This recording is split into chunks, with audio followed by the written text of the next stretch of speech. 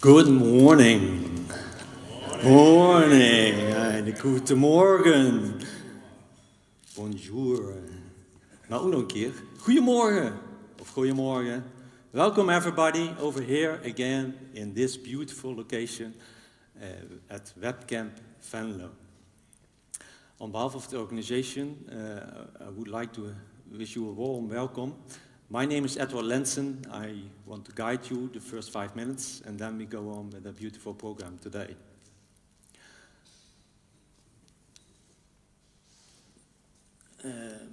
Yes, some people are already laughing.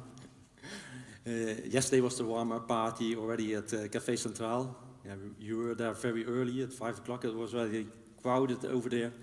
And of course, some people in the front row, of course, were the last ones who were leaving there, always the same people. Eh? So it was really good.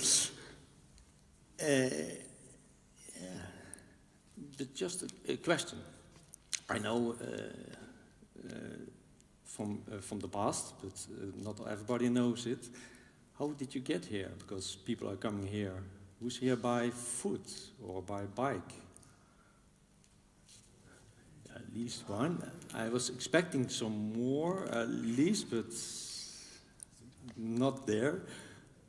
Okay, who's here by a car? And okay, oh, that's quite some majority. And who was driving for more than 5 hours today or yesterday?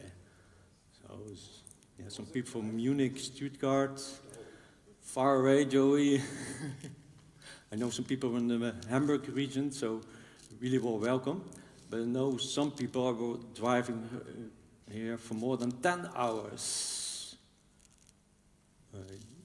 No one is over there as well, for sure?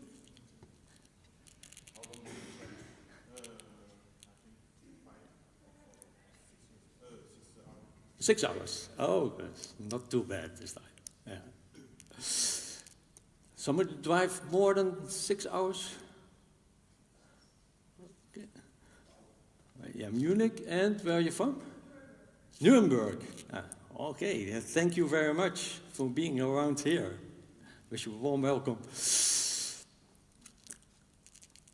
Yeah, but also, do you know, it's Friday the 13th. Oh, yeah, for me it doesn't feel like it's whole, because I feel it's very lucky. Because we started 13 years ago in 2013, and we are all here. So, for me, 2013 is a lucky number.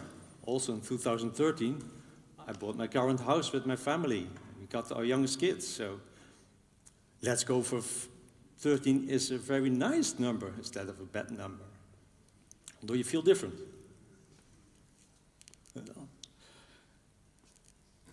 Because this is how we started in 2013. Some young faces, and we grew older, and we changed our habits. We used a lot of energy drinks. You maybe remember them sitting over there, cans full of it. And we changed to being healthy. What happens? That's still sugar, come on. Still sugar, yeah. So, yeah, this is how we celebrate over here from last times. And yeah, just to know a little bit, who was there at the first time in 2013? Daniel? Aline, thank you. Yeah. So, and who's done over 10 camps? Yeah, but 10 camps in general. So that's half of the people around here. So you are the majority. Eh? But some of them, who's here for the first time? Okay, a big applause, thank you. Yeah. So we have been looking around to the people. If you have some questions, please feel free. There's some people who do have the experience. If you have some questions, please ask them, and they will help you. But that's also my question, for me was my question, yeah, why I am doing this camp? What is bringing you here? But also, what do you want to bring home?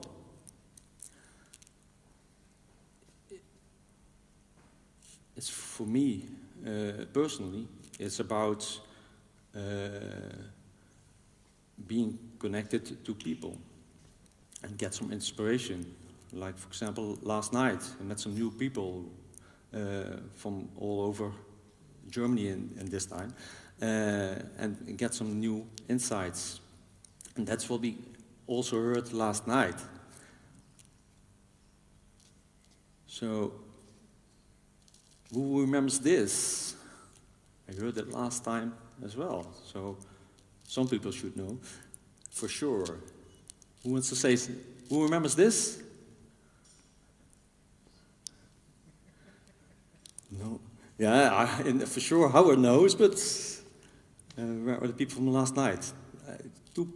Several people talked about it last night as well. This was from the keynote from 2 years from Carlijn. And for me, these are some words which are coming back all the time. The 3 C's, they were about the connection and the cooperation. Yeah, well, the 3 C's are gone. Everything is gone today.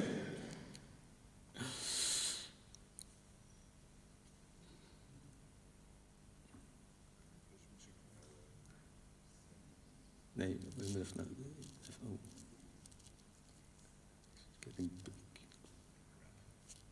Yeah, that's how it goes with technique. Because we have to change a little bit, because I see the presentation right here at this screen, and you see him over there. But, oh, no, we can do it. We can, I think, yeah, something went wrong. Yeah, because the 3 C's are missing as well.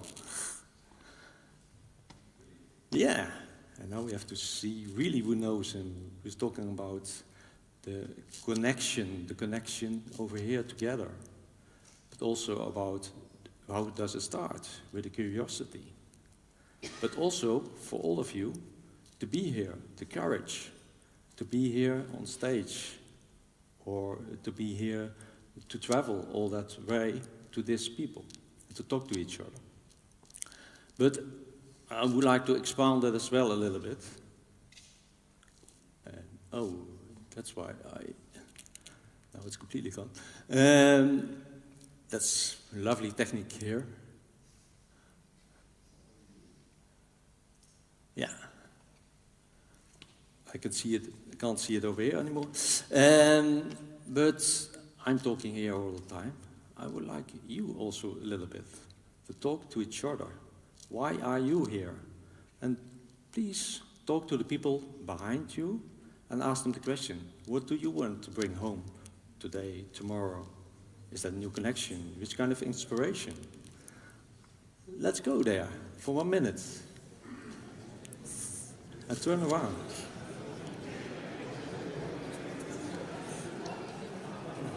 En completely fucked up. Ja, maar... Krijg je dat voor elkaar met dat ding? Nee, ik heb iets...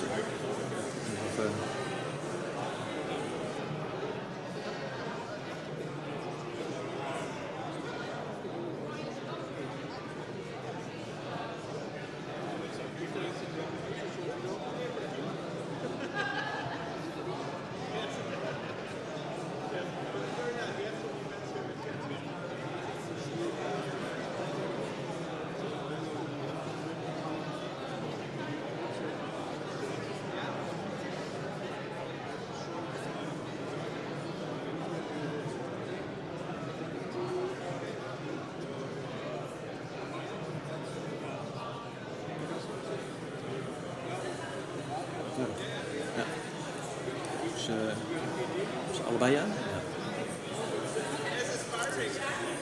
Ja. Okay. I feel a lot of discussions around here. Can we all come together, or do you want to talk for 5 minutes around? That's a challenge. Okay. I would like to wrap up, please. Thank you. I feel a lot of energy around here. So, who wants to tell a little bit in 3 words what he was thinking about? Who has some things to say? What did he discuss? Did you discuss? I felt a lot, so much energy. You were thinking? Oh, yeah. Okay. Just 3 words. Learning, relationships, and visibility. Okay. Thank you. Joe. And not 3 words, but there are still people who are new to Type 3. Yes. Not just the old guys. I really love that. This was good information. Yeah.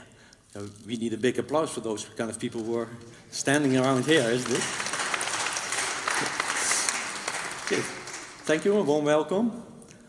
The last one who wants to add something in the very vibrant discussion. You were looking? No. First time here. First time here as well. Okay, thank you very much. Tomorrow. You speak tomorrow. Ask me tomorrow. Ask you tomorrow. Okay, I will. Thank you. Do that.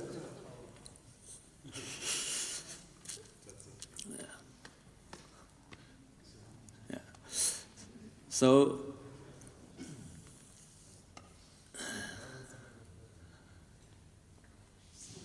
it was very good to see all the vibrant discussions over here. So you're going there. It's back silent now, but we'll feel the energy later today. But before we can start, this event was not possible without a lot of people and help.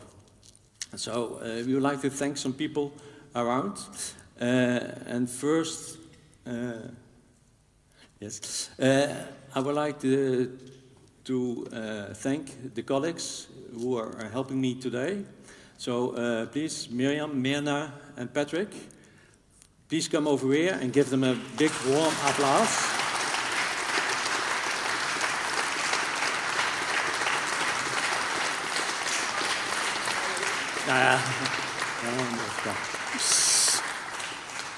As you see on the picture, we're really missing our 5th person. And that's for him. It is Friday the 13th. Because he was on holiday with his family in Southeast Asia, but something happened in the middle somewhere. So he got really stuck in Bangkok, and actually he is on this plane at the moment, isn't it? So he's coming back, but unfortunately we won't see him today or tomorrow. But we want to thank you all for being here, and thank you for making this event possible for each other.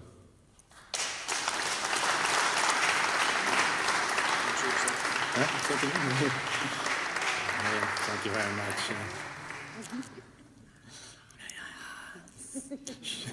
Chocolate. Thank you. Yeah. Thank you very much. But just Mirna and Miriam, just 1 second, please, because that's also a little bit. It's Friday the 13th, but we started also with The Show Must Go On, which is a very great song, but it's also a little bit about it. I already said it last time.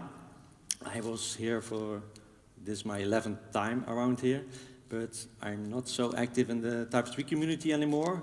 But for me, the show must go on. I really love this event, and I'm very happy that the team will continue this event. But I will be here in this position.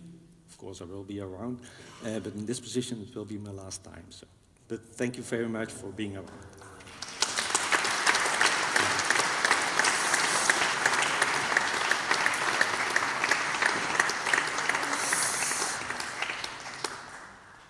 Then Jonathan is always around, and you already saw some images from him. Please come up to stage for yourself. Every time you make the most beautiful pictures from us, and you travel all that way from France, thank you very much. Thank you to you. Thank you. And thank you for all your work. Thank you.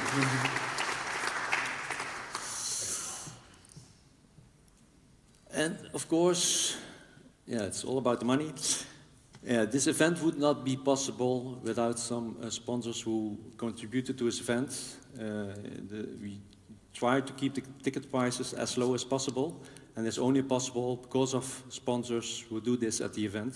So thank you all sponsors, and we would like to start again with Camp Venlo. Somebody from Camp Venlo who would like to come over here and to thank you. Yeah, Miriam is in the back, but there are some more people from, oh, there. Oh. Yeah, just come over. Hey, come over together. Yeah, yeah. Thank you very much from Camp Venlo, and a big applause. Thank you again.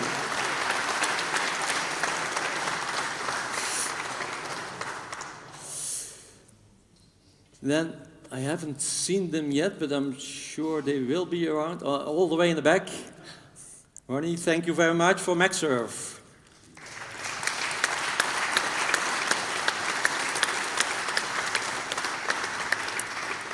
Dank je wel, hè.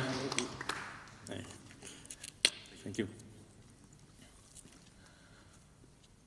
And thank you very much, Open Gemeente. Thank you. Ah, ja. Hey, Michiel, you're responsible now for my Open Gemeente. Thank you very much.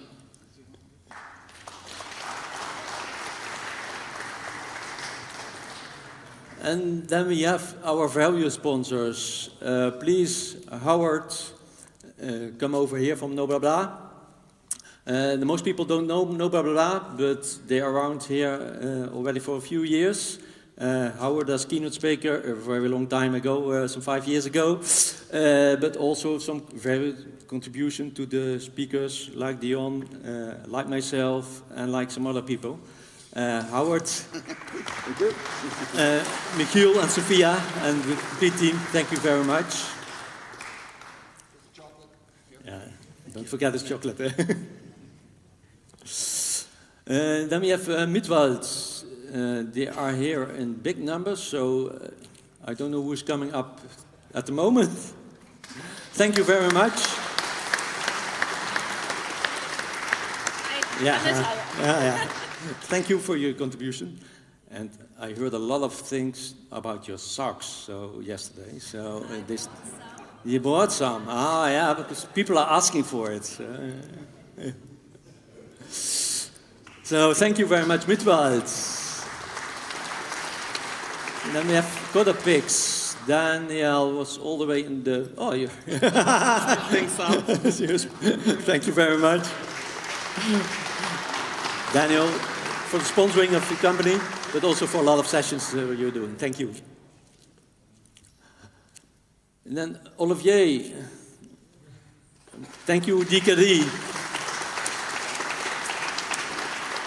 Yeah, thank you very much for traveling around here and for your contribution. You will be having a session later today, but also for all your work for the Type 3 universe. Thank you very much. That's nice. Thank you very much. Yeah. Good to see you. And then we have some supporters. Jens from Pluswerk. Hi Jens, thank you very much. Last year you were for the first time.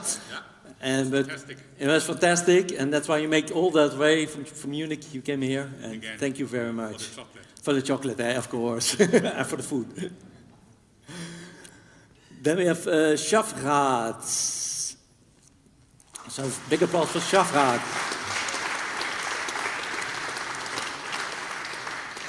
Okay, thank you very much for your contribution here. Thank you. Okay, thank you. Then is Peter from Wind, is he here, or he was supposed to come, but he's coming all the way from Friesland, if he's coming. Do you know, Ronnie, if he'll be here, or?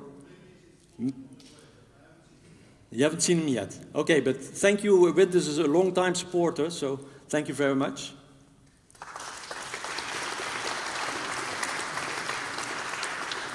And then we have Page Machine. Somebody here from Page Machine? Yes. A big applause. Thank you.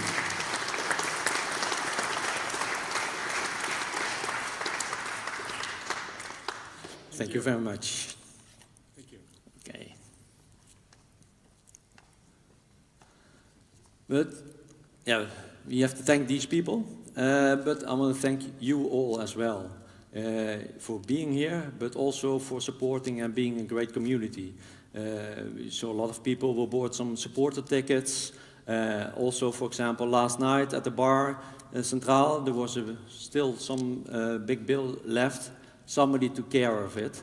And I think that's really a valuable contribution and showing how this community is. So thank you very much for doing that and for being around here. And that's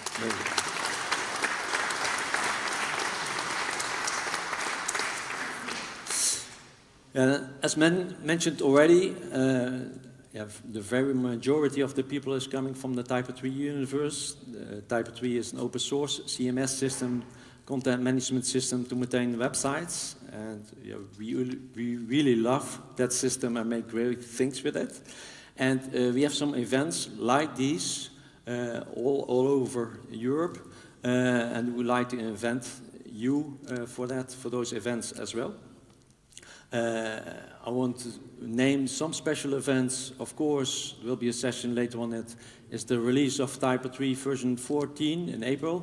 We're really looking forward to that, and we will have some discussion about it today and tomorrow for sure. On April 22, we have the General Assembly. That's the general meeting for the association. And I'm really happy that a lot of people from the board are here, but also some people who are up for elections in the board. So for sure, I don't know, Jens, Joe, if you want to say a very short sentence, or you will say that later. Later? Yeah. Later. No, but all the people from the board who are for the elections, yeah, a warm welcome to you, but also I would like to invite you all to get discussions together with them, and together we can make the community better.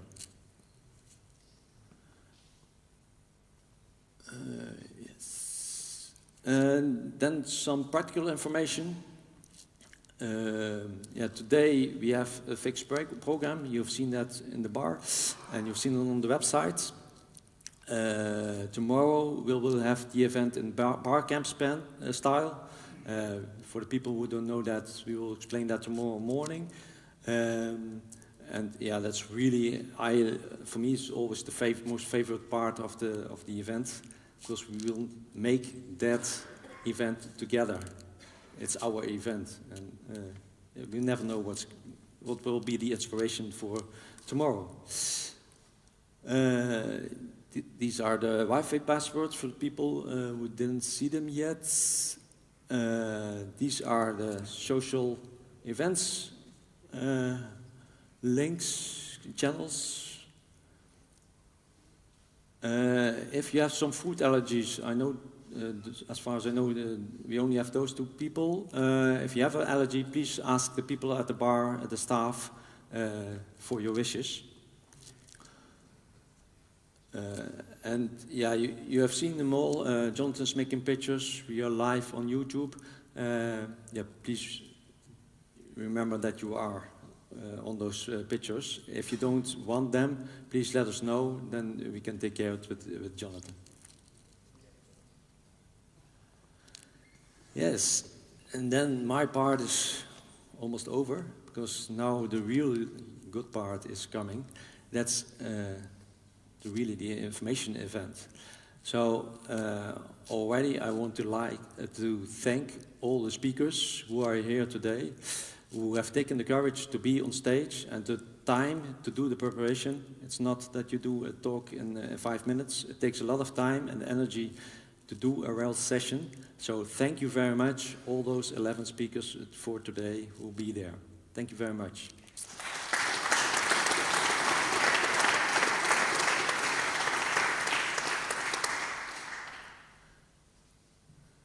Yeah, this for the practical information. You have seen the program is a split. The main stage that's over here, and for the people who don't know, the second track is behind this stage in the really nice location, the chapel around there.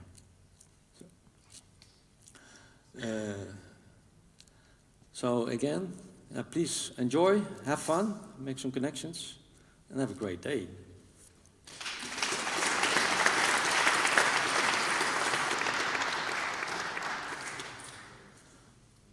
Then I would like to announce the first speaker. This will be for everybody. He's sitting right in front of me, Dion, a department manager from Canon, a local production company over here, but worldwide active. Everybody knows it. You're doing a lot of programming in Canon as well, and it's also about programming alone. It's not the deal. It's talking about programming, and AI, of course, is around everywhere. So you will give them some inspiration how the human touch is still around and get there in your system. Thank you very much.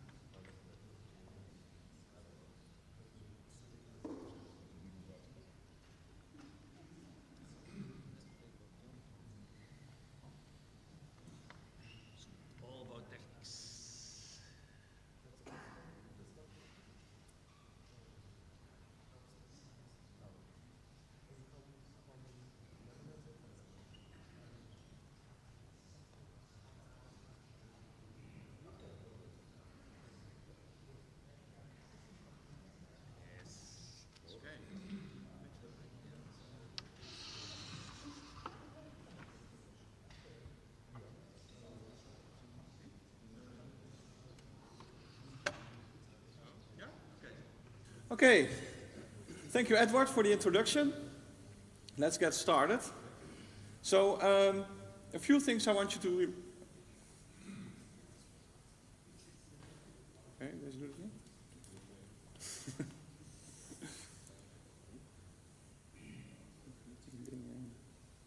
Klik wat je doet.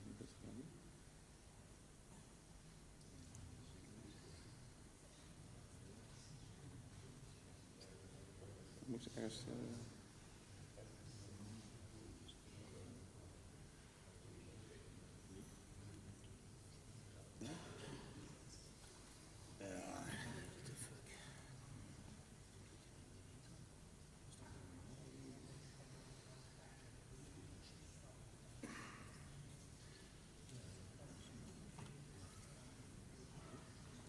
Doe dit wel.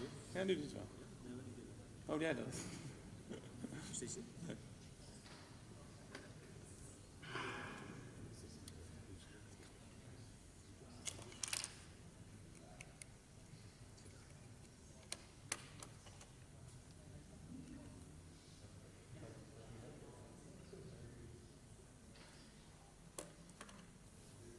Anders doe het gewoon hier. Dat is niet anders. Nee, ik doe het wel hier. Gaat het ook goed? Nee. Ja, ik heb gewoon. Okay, now that the technic is sort of working, let's get started. So very nice to be here today. I walked around before starting here and I felt really good community spirit. And I think that was also stressed a lot with, by Edward. So very nice to be here. Let's get started. So I want a few things I want to stick in your head. So let's start with them. So who likes Scampi? Ah, good. Then the ones that like Scampi know that good Scampi are scarce. They are hard to find. I live in Nijmegen myself, a little bit up north here, and I know in which restaurants to order Scampi, where they are really good. And I noticed another thing. Real good Scampi are the ones that you eat from the barbecue in summer with your friends. So also context, I think, makes a big difference if they taste well or not. Let's talk about another scarce thing, diamonds. What makes diamonds a diamond? I think it's the shape. For me as a department head at Canon, it's hard to find these diamonds, the talents, and diamonds grow under pressure. So really nice. Oh. Do you know what day it is today? World Sleep Day. Yes, I gave that away, thanks to the technique. But indeed, it's not only Friday 13th, but also World Sleep Day. So if you doze off, don't worry, I will not be offended.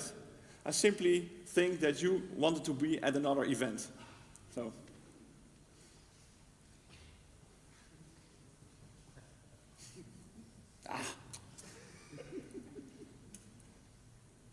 So who am I? So I'm not an AI expert, sorry. So if you think I'm an AI expert, too bad. I will tell you today about AI and what we do with it at Canon. I have a background in software engineering, and actually almost 25 years ago I started to work here in Venlo at OC. The nice career here, started as an inventor, then had my own company, GuruScan, which was about knowledge management. Actually, I stepped out and then rejoined Canon, but actually now, if I look nowadays, what you can do with AI and knowledge management, sometimes I think it's a bit of a pity. But today I'm a department head at Canon. So I have this young group of software engineers who try to build great things. I really like that role. And I'm also very passionate about getting the right people in, making sure that I have a diverse department.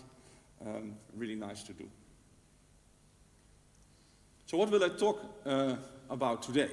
Small overview. So first I tell you a little bit about Canon, for those of you who don't know the company.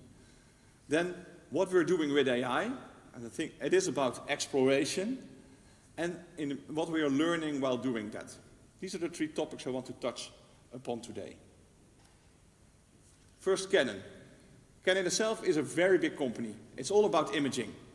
And we roughly have 170,000 employees and a yearly revenue of 24.5 billion euros. I'm from Canon Production Printing. You might think, printing, isn't that dead? No, we're actually a growth pillar of the Canon Group. Canon expects us to deliver more and more revenue with our part of Canon. And why is that? Because actually, I'm not sure if you know, if you order a book at Amazon, it isn't there yet. So once you click order, it will be printed, for example, in the Amazon site in Stuttgart, and the rollout of a printer will be packaged and sent to you. These kind of things we contribute to. And more you see we shift to factory-like print systems, for example, also to deliver printed packaging. And that's the nice thing. These markets will not disappear. Because I will not see you get milk from the grocery store like this. There will always be packaging around a liter of milk. So I think as a company, yeah, we have a nice future. And like I said, printing is definitely not that. But why am I here today, talking about AI? Actually, because we didn't want this to happen. Our senior management asked a group of us, hey, shouldn't we do something with AI? Because, yeah, it would be a pity if our headquarters would look like that, right? So, and in 2028, we would look back and think, we should have looked at AI. But, yeah. Impact of AI is very uncertain. We don't know what it will do. Yeah, we know it will have a huge impact. It will affect our lives. It will affect our work. But how is a bit uncertain. And for that, we tend to use a framework called Keynote framework from Snowden, which actually describes how to tackle various categories of problems. And you could say AI is a complex problem, because we don't know what its impact will be. And how then to tackle that? And actually, they say, because the data isn't there, you need to have a different strategy. So for a challenging problem, which we know all day, it's simply a matter of looking at some parameters, analyzing them, and then getting to a response to fix your problem. But if the data isn't there, if you don't know what to look at, then it's quite hard to solve a problem. And then you need a different strategy. And because the cause and effect, they are not known yet. And that's why I use this picture of a sailboat. It's a bit like Columbus. When he first set sail to the Indies, actually not America, he only had one dream. Could you sail westwards and end up in the Indies? And what he did, there was no map. What he did, actually, he simply started doing it. And then he ended up in America. But the second time he went to Americas, there was a map. He knew what to look for. So actually the problem became easier, because he knew, okay, if I see this and that, if I see this island, I look at my map and I know where I am. And then it became from a complex, challenging problem. And actually, I think for AI, we should do the same. Turn this complex problem of what the impact of AI is into a challenging problem. And you do that by exploring. So that's my message to you today. With AI, simply start to explore. Find out what AI can do in your work, with your business offering, and you find it out in only one way. Simply do it. Try it. Figure it out. Learn what the details are. Learn what it can bring.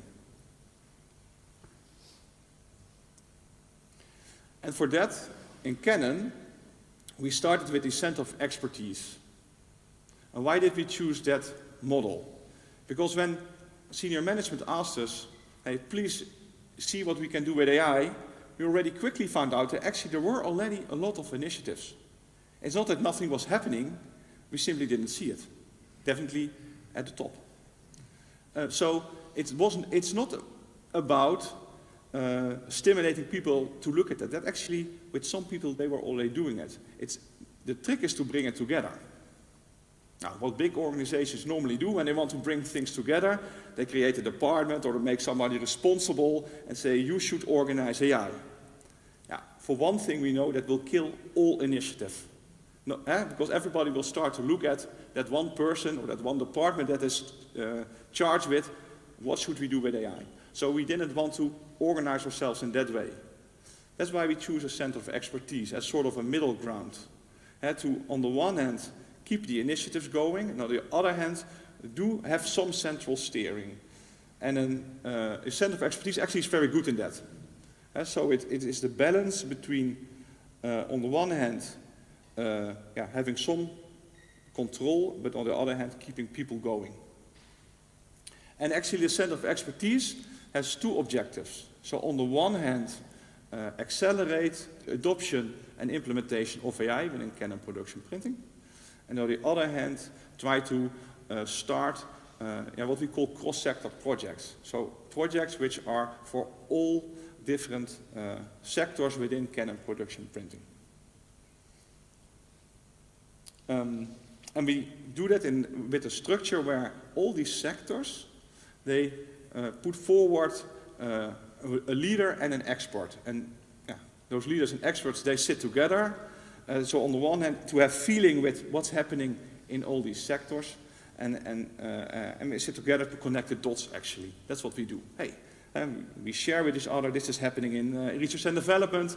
This is happening in our factory. Hey, actually, if I listen to what you're doing there, could we translate it in this way to our sector? And in this way, grow and make sure that the most effective things are done to help us with implementing AI in Canon production printing.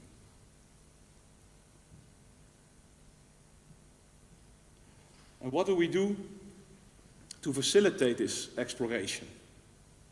We do a number of things. Because it is about, it's not about those 5% who already started with AI.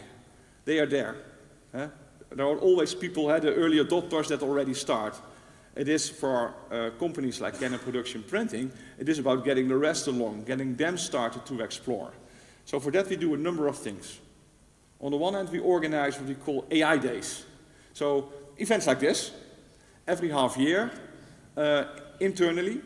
So roughly 300 to 400 colleagues participate. We are with roughly 30 to 100 people, so that actually is quite a large group. And they participate from all our sites. So we have 3 sites here in Venlo. There's a part of Canon Production Printing, but also in Munich and also in Romania. And from all these sites, people join. They join remote, but we also try and make local presence. So there are also presentations on their sites. And these days have iterating teams. So the first event, when we really kicked off this exploration, it was about getting external knowledge in. So we had nice speakers, for example, telling about prompt engineering, really basic things, how to make an image with Midjourney, for example. And then half a year later, we had an AI day, but then more focusing on sharing experiences. So then we gave the stage to our colleagues and said to our colleagues, now you tell what you're doing and make your colleagues enthusiastic. And worked out really well. And actually then we also learned that a lot was happening. I was amazed, for example, that we make a lot of ink as Canon Production Printing, the stuff we put on paper. And there are actually a number of process engineers, so people involved with the factory where the ink is created. They're already doing AI. They were already figuring out how we have 60 recipes, like Coca-Cola has 1, but we have 60. And they try to translate these recipes. They need to be made in this factory, but how do you do that if you have only 4 big barrels in which you can make the ink? And then they used AI to figure out planning. Really nice to see that. Perhaps a bit arrogant, that we as R&D are the ones that always walk in front, but we're not actually. So also in other sectors in our company, people are walking in front and trying to see how AI can help them in their daily work. Another thing we do, because some people start to explore by themselves, some need a little push, and for that we partnered with Udacity, which is an online learning platform, and with them we created various learning tracks. On all levels. So for people who want to know how to talk about AI, it's a training about that. But on the other side, also what they call nano degrees, so sort of 3 to 4 month programs where you really learn to become an AI expert, and everything in between. And for a lot of colleagues, that is also a very nice way to onboard to AI. Simply learn first and then start to apply. Another thing we do, we gave everybody access to Microsoft 365 Copilot. Our CFO, so our top financial guy, was a bit scared about it, because you have to know that we all use Microsoft 365, so Office, Office environment, Word, PowerPoint, etc. And actually, if you the Copilot, the AI license to do Copilot with, actually is more expensive than simply using Office. So the CFO, financial guy, was a bit scared about it. What will it do? So we agreed. yeah, but we really want to do this exploration. So please, let us try. So we gave everybody access to these licenses and then said, then after half a year, simply evaluate. So that's also my recommendation to you. Simply start to try. Some cost might be involved, but then simply check what did it deliver. And when we started doing that, we learned that actually the people who got the license, they actually said, yeah, on average, 5 to 10% performance gain. And then, of course, it's a financial no-brainer. If our people are 5 to 10% more productive, yeah, then we easily can give everybody a license to Copilot. And another thing we did, to really try and see what works, we also put simply all enthusiasts together. The people that work with AI, and simply have them inspire each other. Perhaps a bit like this community, or what you do tomorrow, if you understood, the bar camp, that you simply sit together and then really inspire each other with really tangible stuff. Oh. Oh yay. What did I do now? I clicked.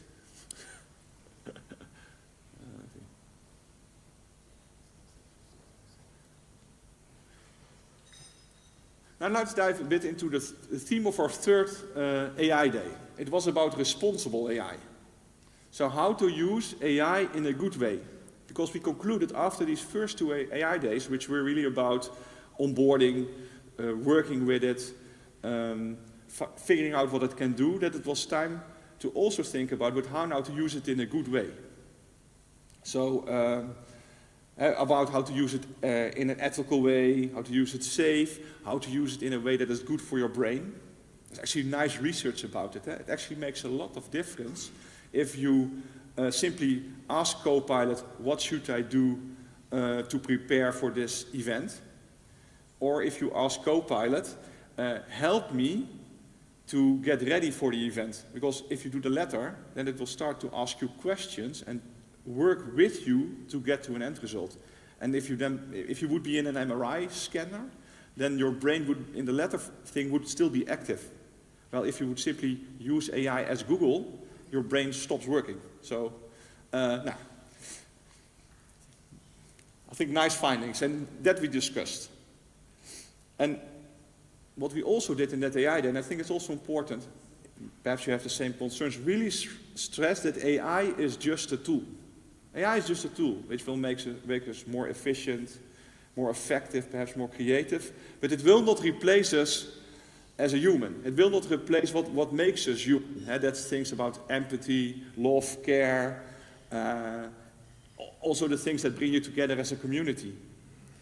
And I think it's also important to also always keep eye on that, because if you want people to try out and explore, then it is important that they also don't have no fear, because fear, of course, limits exploration. So that's why I also would advise you, if in your organizations people fear AI, simply discuss. Why do you fear? This is my view. I think that really helps to fuel the exploration. And my personal take is also that AI will not replace us or reduce the amount of work. Because actually history shows that that is not the case. I have this nice example of when the excavator, it's called in English, I'm not sure what's in German, but when the excavators were introduced, an excavator could dig a hole which normally would use 100 men with a shovel would need to dig. So you could say, when this excavator was introduced, 100 people were out of work. But actually they were not. One of them was trained as an excavator driver, machinist. But actually what happened, construction companies, they didn't buy one. No, they bought 10, because they are entrepreneurs. So 10 people were trained as an excavator driver. And what happened then they could dig, in the time they could dig one hole, they could dig 10. So they could build 10 times as fast. So these other 90 people, they were retrained to build carpenters, masonists, because they were needed to build those buildings in those holes. So in the end, there was not less work, no, the content of work changed.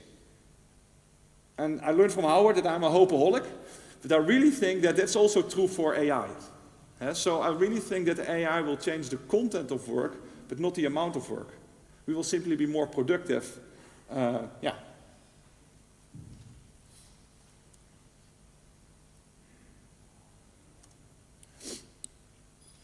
You are software engineers, right? I think most of you are. You work in the software domain. So let's also bring this to you. So what we do within our software engineering departments with AI. So what we did actually is we simply said to all our engineers, you can use what is called GitHub Copilot. Simply give it a try and see what it does for you. And we did some learnings. One of the learnings was that we should restrict a bit giving it to juniors. Because we learned in the pilots that we did with it, that actually juniors, they lack something. They lack the experience to judge if what's generated by AI is good enough. So what they started to do, they generated a lot of code. In 2 weeks, piles of it, but it could all be thrown away. Because it simply wasn't good enough. So that's one thing we learned. So, but after that, we gave, except the real juniors, we gave them GitHub Copilot. Current situation is, I see I didn't update this slide, but I think around 80% of our software engineers now have a GitHub Copilot license. And I think the figures speak for themselves. They use it daily, half of them. Where they use it for, writing code, refactoring, and like you can see, they really indicated that it helped them to be more productive. But they also gave back, it doesn't always help me. It still generates a lot of wrong code. And it helps if the code is simple and small. So we have software projects with 4 million lines of code. You cannot simply say to Copilot, go ahead and make an improvement. It will fail miserably. So also these kind of learnings they had. So how to, on which scope of our software project to use it, to do proper prompting, because it helps to make a prompt in which you also explain what it cannot change, for example. All these learnings they start to have. It also doesn't really work for architectural decisions, which in fact normally lead to a lot of refactoring everywhere in the code. So also there they learned that it was actually not the best thing to do. But all in all, like said, they said if they did the things properly and well, it really helped them to take a step. Perhaps now that I'm here, also nice to share. It's not, GitHub Copilot cannot solve everything. It's an assistant to our engineers, but for example, if you look at other projects that we do, for example, with an external partner, we're looking at debugging with AI.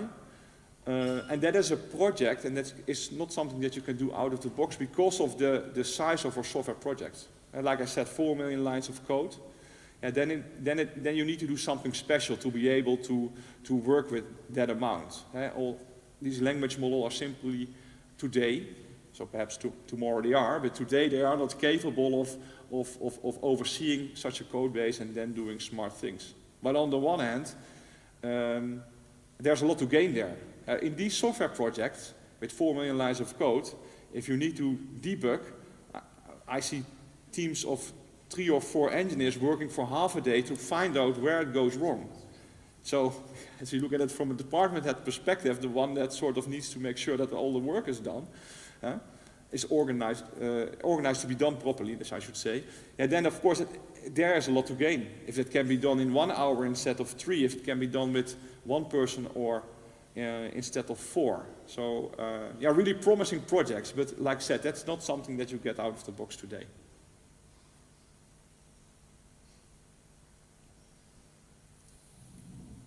I spoke about diamonds, so let's get back to that. I promised you that. So what did we learn?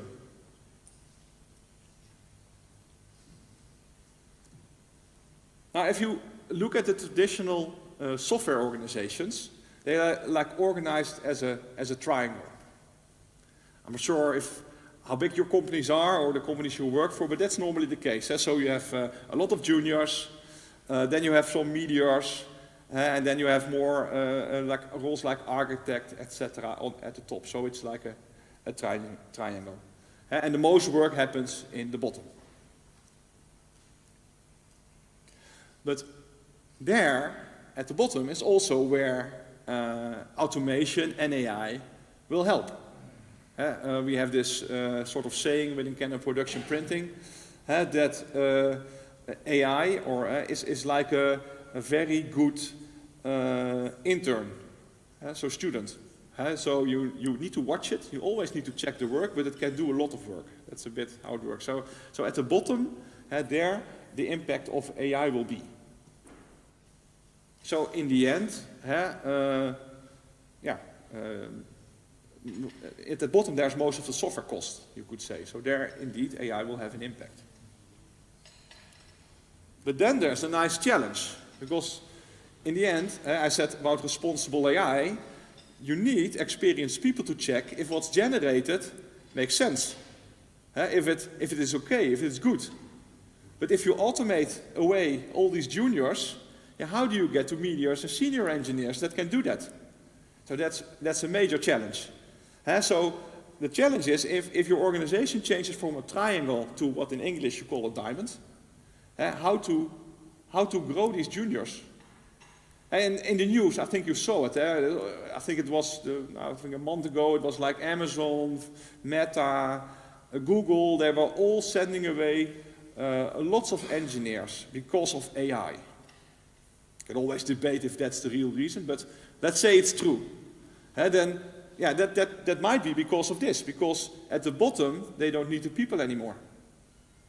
But then I wonder, okay, but if that indeed is true, how do you make sure that your code is of good quality? I don't have the answer. I know that, for example, IBM takes a different angle. What IBM did, and it was in the news a few weeks ago, is simply started to hire more juniors. Because they said, yeah, it can be, but knowing that this will happen, better make sure that I now take out all these juniors the others let go and develop them into meteors. So we are ready for the future. Because one thing is true, relating back to the excavator, the size of this diamond is similar size as the triangle, at least. And so the amount of work will not change. I think it will even grow. So I think you could say perhaps the IBM strategy makes more sense. Our take is that the challenge is about developing these juniors faster. Have them feel faster. And if you relate to diamonds, there at the bottom of this diamond, that's where the pressure is now. Luckily diamonds grow under pressure. So let's see. So really see how to spot the talents and how to make sure that they grow fast enough to become these meteors that can handle this big opportunity of AI.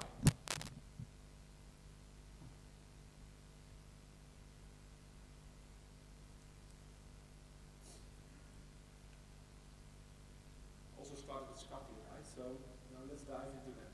So why are Scampis relevant? When we looked at, around this second AI, they looked at what our people were doing with AI, I noticed one thing. To be honest, and to give credit where it's due, I visited our software engineering site in Romania, beautiful place where we have a group of roughly 120 software engineers working. And there they only do software. So here in Venlo, in our R&D, we also do mechanical engineering, chemistry, etc. We are like a multidisciplinary organization, but there in Romania we only do software development. Perhaps of that atmosphere, I don't know, but there you see that they make a lot of traction in onboarding AI. And what I noticed there is that the teams that were really successful, they followed the Scampi criteria. So they, on the one hand, experience scarcity. So that's also a model we use in the organization. It's not that we have more people than work. So it's really, we always need to pick where we put our people on. And the teams that were really successful with AI really experienced that. They thought, well, how should we do this? And they were very capable of keeping their context clear and simple. That I think relates also to that AI works better in smaller projects, I think. So there it is about, they were really capable of doing continuous refactoring, keeping their architecture simple and structured, which helped them in this clear context to really successfully apply AI. And they had a challenging assignment. That relates a bit to the scarcity, of course, but they really felt like, how should we do this? How can we make this assignment that we got, this project, into a success? And of course, they also had the mindset to do it. So they really thought and with a mindset to wanting to engage into this assignment and make it happen. And they prioritized AI. They said, yeah, really, AI first. So we have a challenging assignment. We don't know how to do it. We hear these great things about AI. Let's first check if AI can help us to do our work more efficient, more effective. And of course, they had interest in AI. If they didn't like it, they most likely wouldn't have done so. So I think that's an interesting thing. An interesting part is that you can organize this. You could say, yeah, you were just lucky that these teams had Scampi. But of course, when we found out that it worked a bit like this, we organized for it. So for example, in my department, we have the rule that people should spend 10% of their time on non-project work. So that's a rule. People find that challenging. But the idea is that they then, in this 10%, for example, develop themselves, work on this one thing that annoys them and makes it better, etc. Improve their life, their work, our ways of working, etc. But because the pressure is on, we will soon bring to the market 2 completely new products developed from scratch. So you can imagine that it's all hands on deck, and really trying to make that happen. Yeah, then they don't feel the room. This 10% is not enough to have them on board to AI and use Explorer and check and try to put it to good use. So, while knowing the Scampi, I simply said to one of my people, one of my employees, okay, you now spend 50% of your time on making things better. Don't worry. The rest, we now agree, 50% of your time you look at how to make the world better. And it worked. A few weeks later, he already was in my office, and he showed me, hey, here, this is what I did. And then when he showed that to the rest of the colleagues, they were all happy. And they said, but if this is, can we then do this? And in this way, this sort of wheel starts to spin. And then you create a momentum for others to also on board. Because sometimes it needs simply to brought back one step further before others can on board. So really, you can play with this Scampi. That's I think important to know.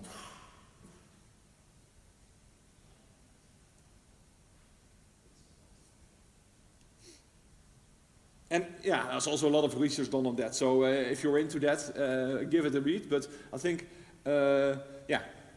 it's more or less in the thing that you need to, scarcity and friction can really help for people to take the step. But what I learned, you can also overdo it, so you can play with it. I think that's the message. But on the other hand, the opposite, like I said, a hopeaholic. I really hope that AI will create the abundance for us as humans and to create more room in our work. And so that we have more time for meaningful contact, to interact with each other, to have more webcams, because AI does part of your work. That I really hope that will be what AI brings to us. And that it makes our works nicer, make our lives nicer. And I think we can do that. It's simply also, I think, something you can choose to make happen. Not use the productivity increase that AI might bring to only do more work, but also use it to make our lives nicer. Then, the takeaways. So I think that due to AI, the human aspect, relating back to the story that Carlijn did 2 years ago, in software engineering becomes more important. Because to use AI in a responsible way, we need also, as humans, to be able to see, hey, what it now does, what people do with AI, is that okay? Is that good? Is that good for us as humans? Is it good for us as organizations, etc.? I think it's also important to change your hiring strategy, because you need to make sure that the people that you hire today, that they are the ones that can control AI. So for example, what we did at Canon, we reintroduced a psychological and an intelligence test. We stopped with that actually a number of years ago, because it was so hard to get good software, to get any software engineering, you could say. But now we reintroduced that, knowing about this diamond, and that in the end, the juniors of today, they need to be able to master the big opportunity of AI. We also learned is that AI works very well and is very helpful in small and well-structured projects. It's also a choice, and you can keep your project at least well-structured. I'm not sure if you can keep it small, perhaps divided in a good way, but I think that also helps to have AI work properly. And like I said, what I noticed, that most successful teams, software engineering teams, that apply AI, they follow the Scrumpy attributes. And I think it's important, and I hope that is clear, you only figure out in one way what AI can mean for you, and that is explore, and you cannot do enough of it, and create your own diamonds. Really make sure that it's happening. And if that's done, I think you will sleep very well tonight and perhaps have nice dreams about AI. Thank you.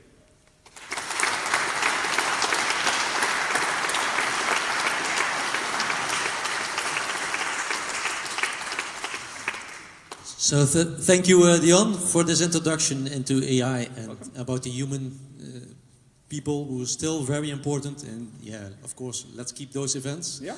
And get to each other and use this camping method, not only eating them. Yeah. Thank you very much. Yeah, thank you. Thank you.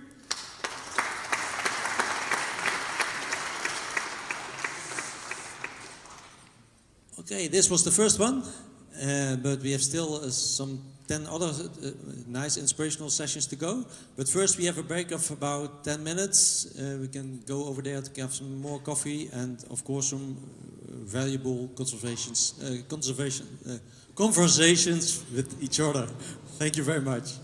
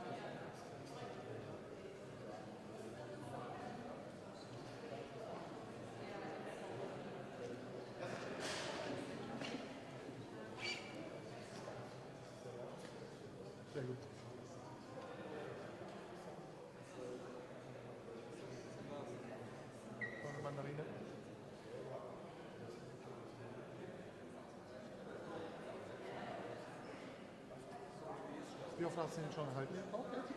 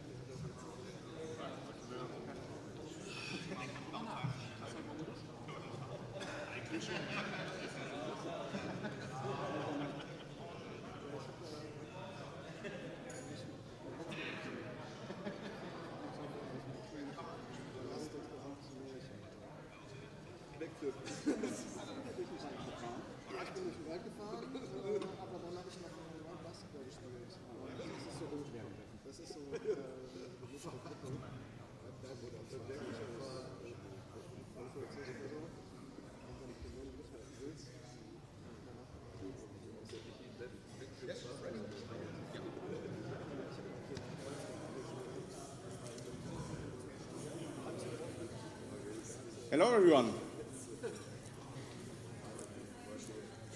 Good morning. Hello. Nice to see you all.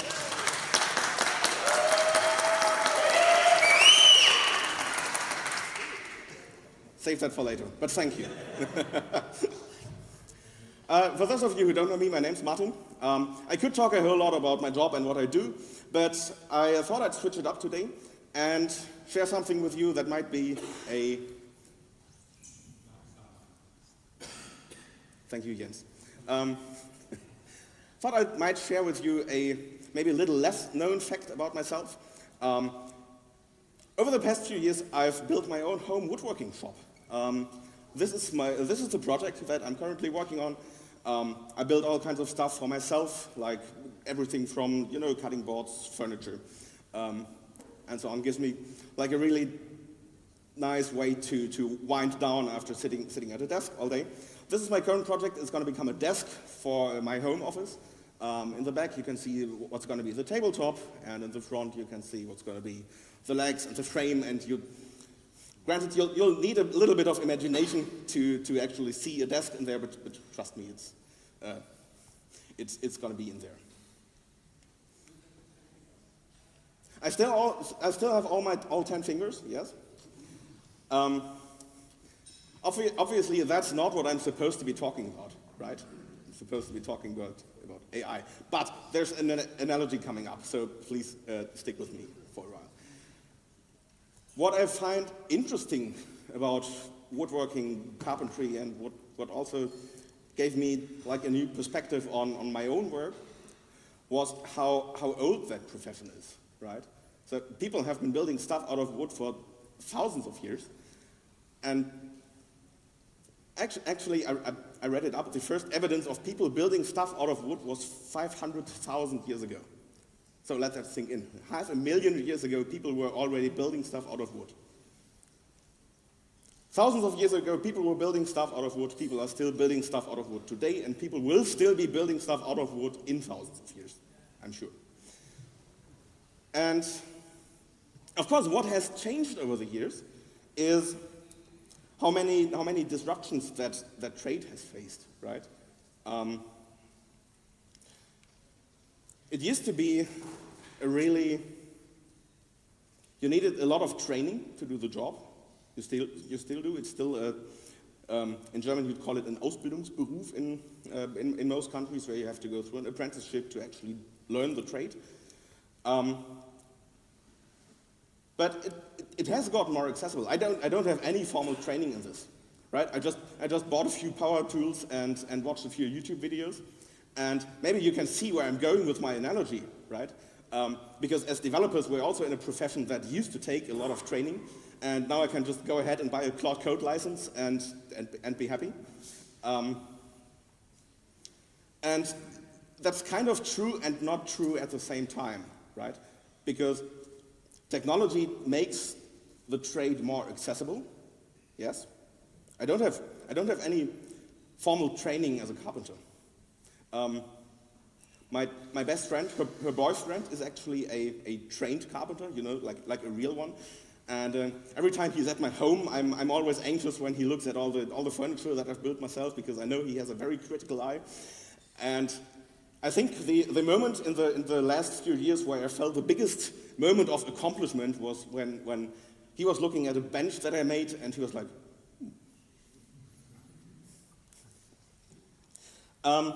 But of course, you still need to know what you're doing, right? So tools make the trade more accessible to people who the craft, bless you, wasn't accessible before. But you still need to know what you're doing. To use power tools, you don't need as much training. But then on the other hand, using chisels and a handsaw, the tools which require years of training to use efficiently, you can't easily kill yourself, but with a powered table saw, it is very easy to kill yourself. So obviously you still need to know what you're doing. You need to know about how wood as a living material works, what you can and can't do out of wood, and how to construct. That is still stuff you need to know.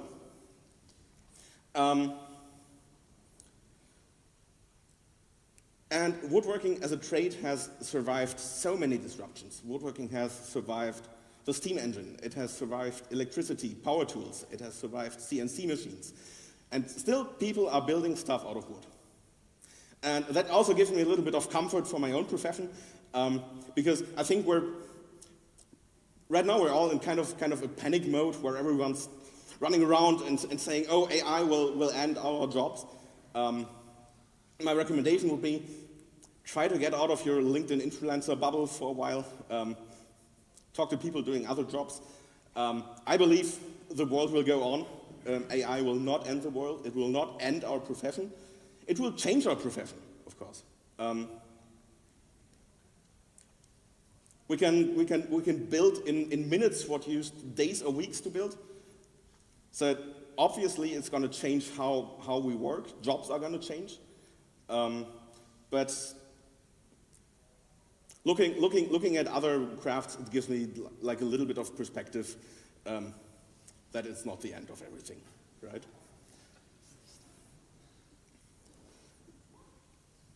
So let's talk about AI.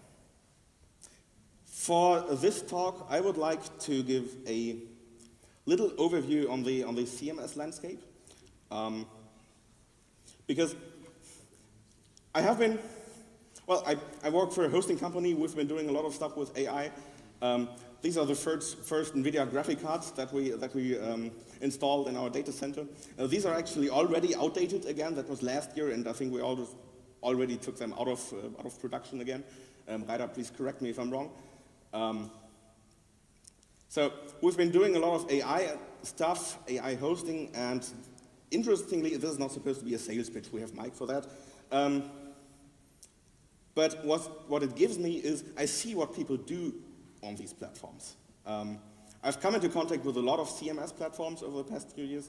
I've been working on integrating AI platforms into WordPress, into Typo 3, into Drupal, and my idea was to give you an overview on what's happening in the broader CMS ecosystem. What's the different state of things, how different CMS platforms integrate AI, what works, what I believe may not work as well, and also give you a short overview on things you can build on your own without using any kind of vendor-specific AI platform. So, what's happening in other parts of the world? Edward rightly mentioned that this is by tradition a Typo 3 heavy event. So I thought I'd start off by giving a perspective in what other CMS projects are doing. And how the developer communities of the CMS platforms tackle the challenges, because, spoiler alert, they all face the same challenges. Shouldn't come as such a big surprise. All of these ecosystems have a common problem. This is a screenshot of a random WordPress plugin that I took. Don't even remember the name, it's not really important. In all CMS ecosystems that we know have a very active plugin, extensions, module, community, whatever you want to call it. And that development community is most often more fast-paced than the actual core development. We've had that in Typo 3. There's Typo 3 extensions that integrate AI into the backend since I think, version 12. WordPress, same thing. Drupal, same thing. And each of these extensions ships their own settings screen. And of course, as a hosting provider offering AI hosting, these kind of configuration screens bug me because Midval is not on there. But then on the other hand, if you look at the WordPress plugin directory, they have literally 1,000 different plugins that integrate various kind of AI solutions. So what I'm not able to do is hunt down every one of these 1,000 plugin developers and then go back and can you please add Midval to your settings screen. That's not going to work. And even if that would work, then comes the next AI provider or the guy who hosts everything on their own Mac Studio that they bought for an obscene amount of money that's running your local AI models. So that's obviously not a really scalable solution. And interestingly enough, all CMS projects have also a common solution strategy to that. Doesn't really matter which one we're talking about, so let's just imagine some synthetical CMS. I'm going to call it Drupal Press 3. Common problem, we have that everywhere. We have a whole host of AI plugins. I'm not going to even go too much into the actual features that these plugins offer. It starts with really simple things like content authoring tools, you know, like writing a paragraph about whatever, my capybara farm or whatever. And these integrate with whatever selection of AI providers the developer of that plugin deemed relevant. And of course, you're also not using one AI plugin, you're using probably 2, 3, 5 of them, and each of that has their own settings, each of them maybe integrates different providers, and that's a sub-ideal situation for both for developers, for end users, and for everyone, really. So the common solution that all CMS projects that I know of took or are taking is trying to provide a common interface for AI access in the core product, and then basically have an interface for extensions, plugins, modules, whatever you're going to call it, so that you only have to configure your connection to your AI provider once, and then all plugins can just use that. And that makes it easier both for developers, because you don't have to think about however many AI providers you want to work with. You just have the API that your CMS offers you, and you can stop thinking about it. It makes it easier for end users, because you only have to configure your connection to your AI provider once. And it also makes it easier for providers like us, because now all I have to do is offer one type of 3 extension that offers a Midval AI integration, one WordPress plugin, and one Drupal module, and I can sleep safe and sound. Just learned about the World Day of Sleep today. So, quick overview of what individual CMS projects are doing. This is Drupal CMS. Drupal CMS have been fast. They've been shipping AI features for, I think, for a year now, plus minus.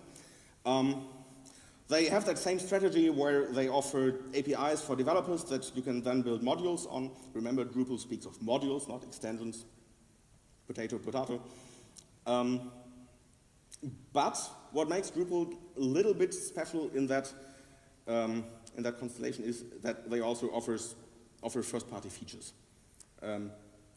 Most other CMS platforms restrict themselves to, same thing that WordPress does, by the way, restrict themselves to just offering APIs for developers, and then developers can build plugins on those. Which, then again, makes it complicated to communicate these features to end users, right? Because I've seen LinkedIn posts where people celebrated, oh, WordPress 7 is coming out, and now it's AI native, and we can use AI in WordPress. Yet, no, turns out you can't. Because all that WordPress 7 does is offering those APIs to developers. It's a developer feature. And then the plugin ecosystem needs to catch up and use those APIs, and then that will work. But then again, that is difficult to explain to end users, right? And I'm looking a bit at Frank. I think Typo 3 is going to have the same problem, communicating how that works and how these features work. Where was I? This is Drupal. Any Drupal users here? Yeah, worth a shot. This is WordPress. I talked a bit about how WordPress works. They ship their own, they call it an experiments plugin, which is not supposed to offer any kind of production-ready AI features. It's more supposed to be an incubator plugin where people just, well, it's called AI experiments. It's meant literally. As a side note here, that also works with, I'm now a WordPress plugin author. I'm not too proud of myself, but what you're going to do. This is a screenshot from Joomla. Joomla also has a very active, do they call it extensions? I think they do call it extensions. Joomla has an active extension developer community, and they're also planning AI integrations for Joomla, some version of Joomla 6, I think. Typo 3 is going to do a similar strategy, but then again, you also don't have to reinvent the wheel, right? Because there's also the Symfony project, and anyone familiar with the Symfony AI initiative? One, Frank, you should be, I think. All right. So the Symfony project, well, that's an application development framework. It's not a CMS platform, but then again, they also have the similar challenges.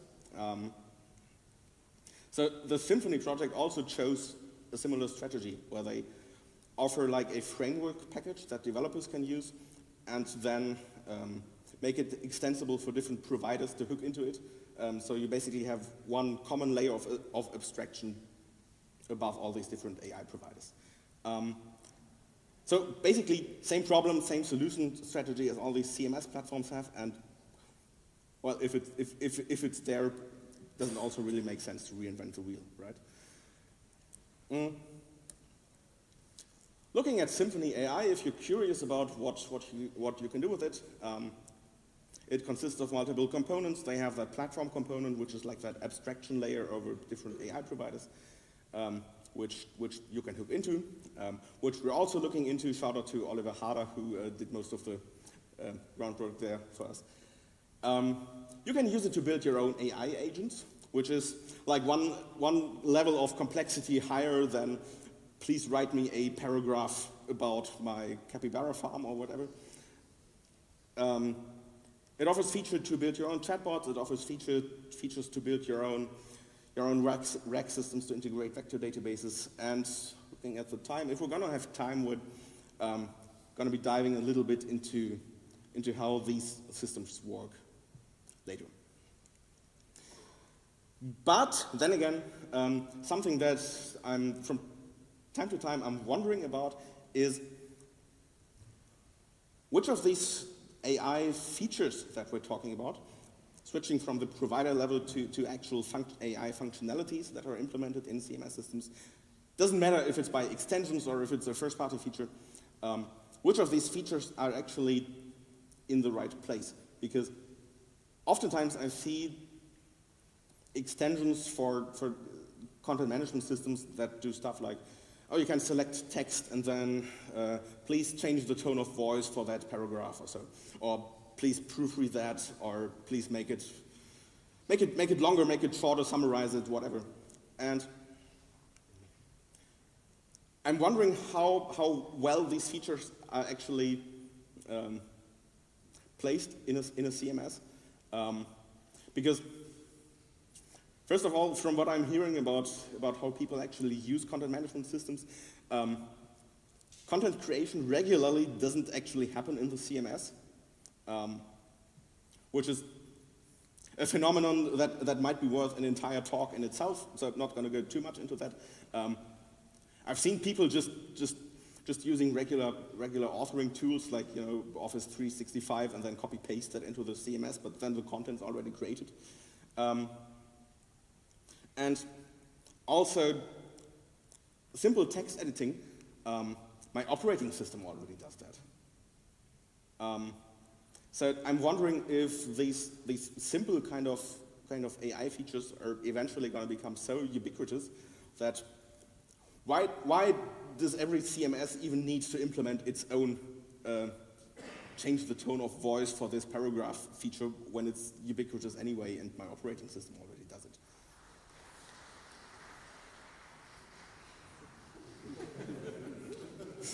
That was a coincidence.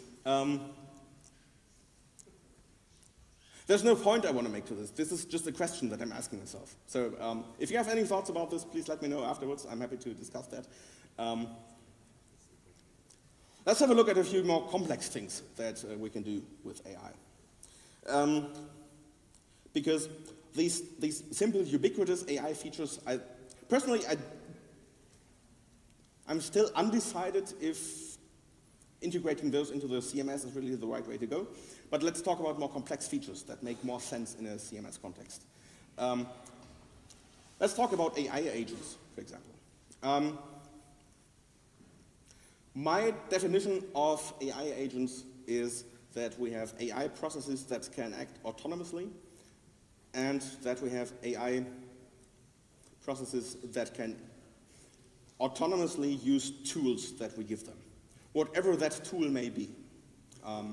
Could be something like create a page, could be something like, I don't know, upgrade, install a type of 3 package, could be something like create a user, delete a user, whatever.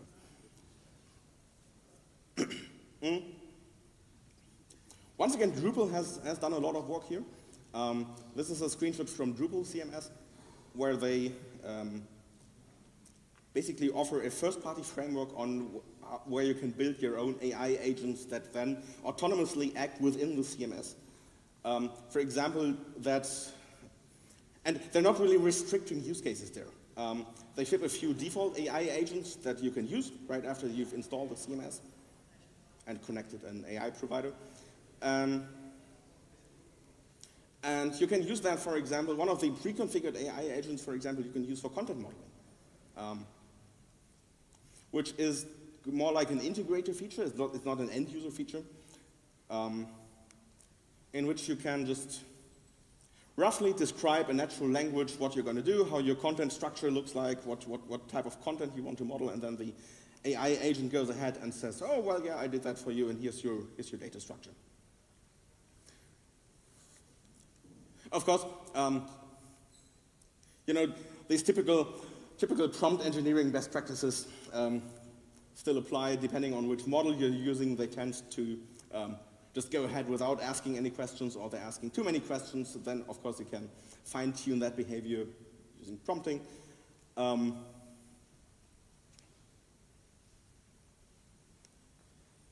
And that really gives quite a lot of opportunities on how to automate how AI works in your CMS. You can configure your own tools, and you can also have one AI agent use another AI agent as a tool. So you can implement stuff like really complex workflows where AI agents delegate work from one agent to another and basically do something kind of division of labor between different agents. And you don't even need to code that. It's all in the UI, and you can just cobble it together with a few clicks. I think they have also content types where you can integrate these agents into the front end if you want to build like a chatbot or whatever. So that's a really cool and powerful feature. And if we're looking at Typo 3 and what Symfony AI offers similar features. So maybe looking a little bit into the crystal ball here, but features like these are conceivable in Typo 3 as well, or in any Symfony application, really.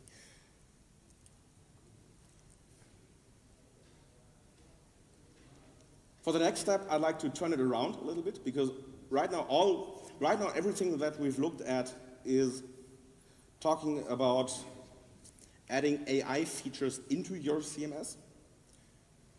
But what if we could turn it around? What if we don't add AI to our CMS, but if we add the CMS to any other AI?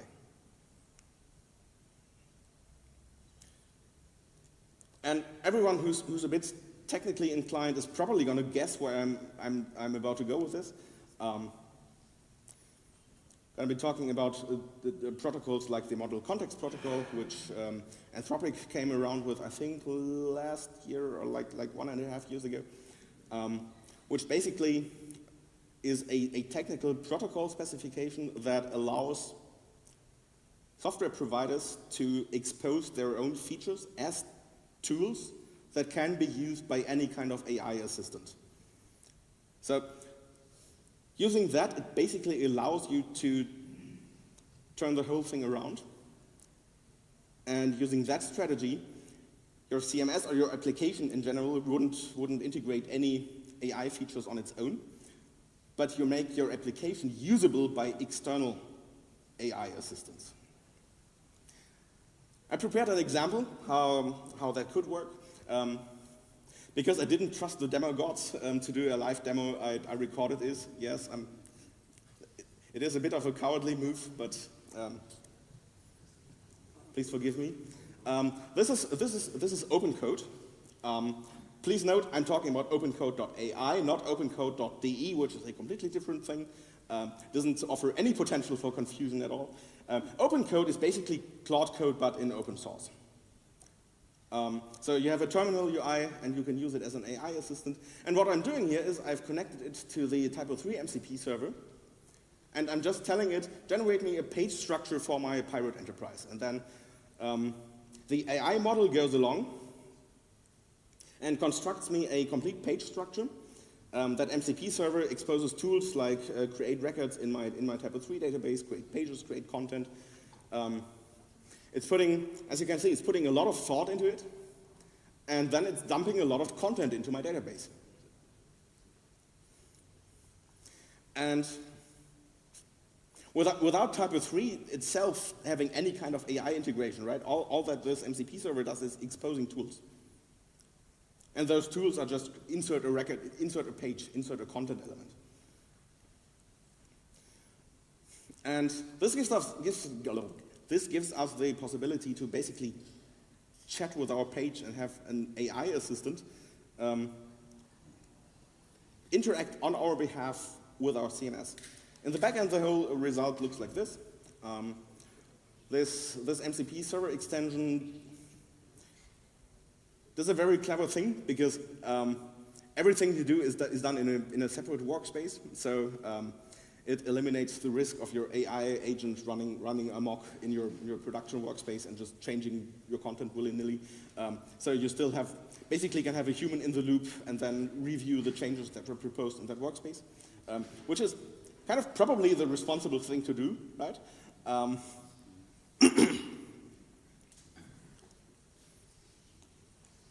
And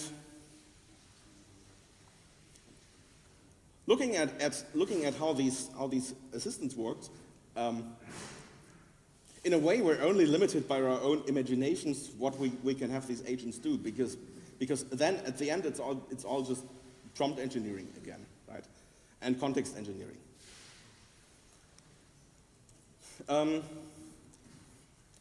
Then again, also all major CMS platforms have integrations for making their own platform available via MCP. Typo 3 has an extension for that. WordPress has a plugin for that. WordPress, one core feature that WordPress has is they call it Abilities API, which is basically like one layer of abstraction over tools that you can call. Only that you have multiple ways to call an ability, to invoke an ability. You can do it via code, you can do it via the REST API or via MCP. Drupal has a similar thing. Drupal calls it the Tool API. And Joomla has it on their roadmap for, once again, I think some version of Joomla 6 to also add MCP integration into their CMS. One caveat that I need to point out, because we all know how fast-paced this whole AI world is, there's also already rumors about MCP being phased out. There's a new protocol on the horizon. They're calling it UTCP, which I'm sure is not going to cause any confusion at all with existing protocols that we already have in the internet. UTCP, short for Universal Tool Calling Protocol, not for Transport Control Protocol or whatever other kind of network protocol you might be used to.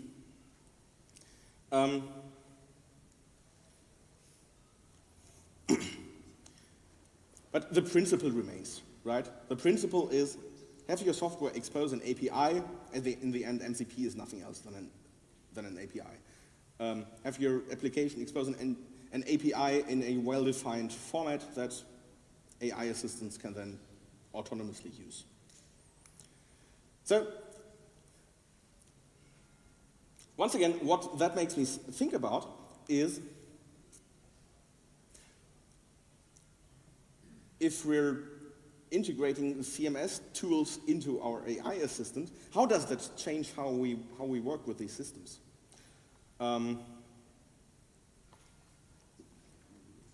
In the example that I just showed, I created type of 3 content without using the backend at all. In that case, I still need to use the backend because it ends up in a workspace and I have to manually approve that, human in the loop. But if we automated that as well, you could use the CMS without opening the backend once. So the obvious question is, do we still need a backend if we can have AI assistant do everything? The short answer is, well, probably still yes. But I think there are some use cases that we might satisfy for end users, for example, without actually having to use the backend at all. So simple things like, I don't know, change the heading on page blah to XYZ or so. Maybe that's also relevant for the agency use case. I know a lot of agency end customers who also do stuff like call their agency to have I don't know a content change done somewhere on their site, which a little bit defeats the point of having a CMS in the first place. But then again, those kinds of customers exist, and I know of agencies who'll happily write you a bill to, I don't know, change a heading or somewhere. And of course, this can easily be automated using AI assistants and protocols like MCP. One caveat about that, side questing a little bit, but just important to point it out. Of course, we also need to think about AI security, because all these tools that we're exposing via MCP, we still need to pay attention that any MCP service that we expose do not offer an end user any kind of capabilities that they wouldn't have if they were using just the regular backend. And it's actually quite easy to shoot yourself in the foot with that. One other thing that I'm thinking about, I'm talking to a lot of agency developers, and there's these AI website builders around, right? And I think many people see that as I've seen some LinkedIn posts who cried, oh, this is the end of CMS because my AI website builder does everything. And I did some experiments, and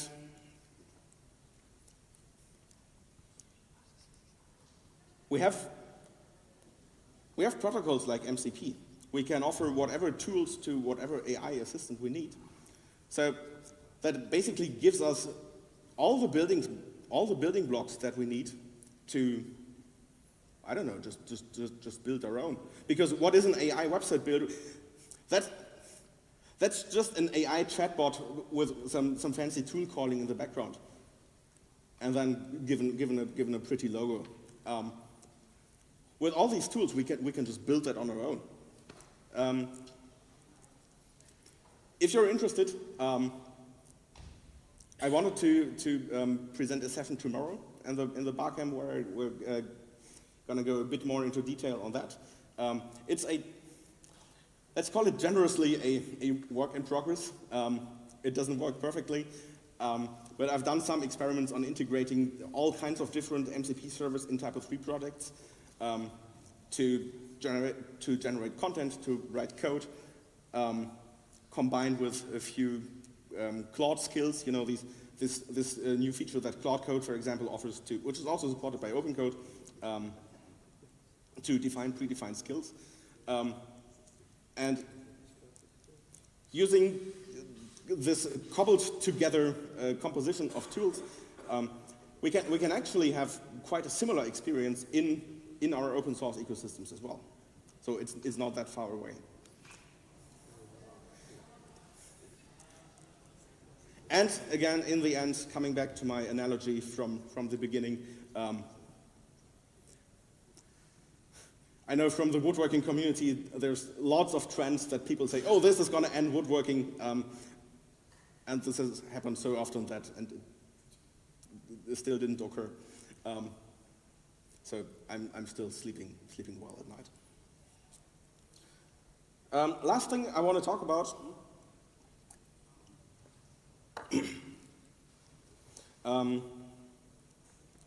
making AI your own.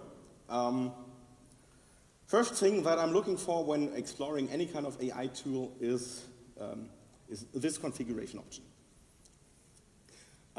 Because that is the configuration option that allows you to not be bound to any particular AI vendor.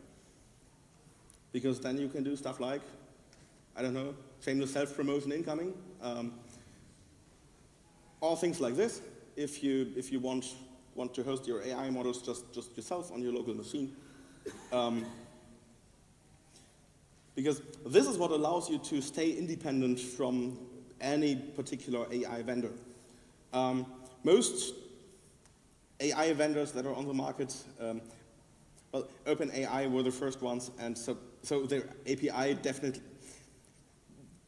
so their API effectively became the de facto standard for interacting with AI systems. So everyone else who's offering AI services is OpenAI compatible. You know, back in the 80s where every PC was marketed as IBM compatible. This setting is what allows you to basically switch AI vendors with just a single configuration option. Then again, I'm not going to go too much into detail on that, just as a quick overview. You can, of course, also build AI systems around your CMS using third-party tools. That's always an option. This is a screenshot from N8N. I know Mike has been doing a lot of work with, what was it, anything LLM? Maybe if you ask him nicely, he'll be offering a session on that. So these tools make it really easy to, I don't know, for example, scrape your content from your CMS into a vector database, then offer a chatbot around it. You can also build your own. This is just at random a talk from last year's developer days by Frank, other Frank, in which I learned that you can use Redis as a vector database. I didn't know that until then. And these are all tools that are easily available, right? That's also something that many CMS platforms now start to offer as first-party services. So Typo 3, Drupal, for example, also offers native vector storage where you can just directly integrate your content into a vector database to make it accessible by AI models. WordPress plans something similar. I'm sure there are plugins that you can use, but there are so many I tend to lose track of them. In the Typo 3 ecosystem, there's a talk by Olivier on how to do just that with Solr. So there you have the possibility as well to build, really, really powerful, intelligent search and chatbot solutions on those. Okay, I have 5 minutes left. So it's all fun and games. So let's take the 5 minutes that we have left for a serious topic, because you can't talk about AI without talking about digital sovereignty. And let's talk about what that actually means. Or some misconception that I think some people may have about digital sovereignty. Because all too often I hear digital sovereignty just being interpreted as, oh, we're dependent on a US vendor, and we don't want that anymore for, I don't know, political reasons or whatever. So we're just going to switch that dependency to a US-based vendor to a dependency to an EU-based vendor. That's not digital sovereignty. You're still locked in that case. Digital sovereignty is when you control which vendor you work with, and you have the freedom to switch between them at any time. So just wanted to point that out. And this is something that we can achieve by following open standards. You know, just things like OpenAI's de facto API specification that now everyone adheres to. That's a building block in that. All those CMS initiatives where we have these provider abstractions that Symfony AI does, that WordPress does, that Drupal does, those are building blocks, because all these building blocks allow us to not become dependent on any single vendor. So, and then if you decide you don't want to work together with any particular vendor that you've chosen because, I don't know, geopolitical reasons, or because you don't like their particular shade of corporate blue that they're using in their logo, you have the freedom to go somewhere else. And that's, for me, a much bigger part of digital sovereignty than where your servers are located. But, of course, that can also factor into your decision. But ultimately, it boils down to freedom of choice. Okay, I'm going to finish off with one last, the final shameless plug of self-promotion. If you don't have anything to do on June 26th and want to travel to Germany, we'd like to welcome you. And otherwise, that was my perspective on how AI changes the CMS landscape, or won't change the CMS landscape. And I think looking back at my carpentry analogy, I don't think the world's going to end. But it's going to change. Thank you.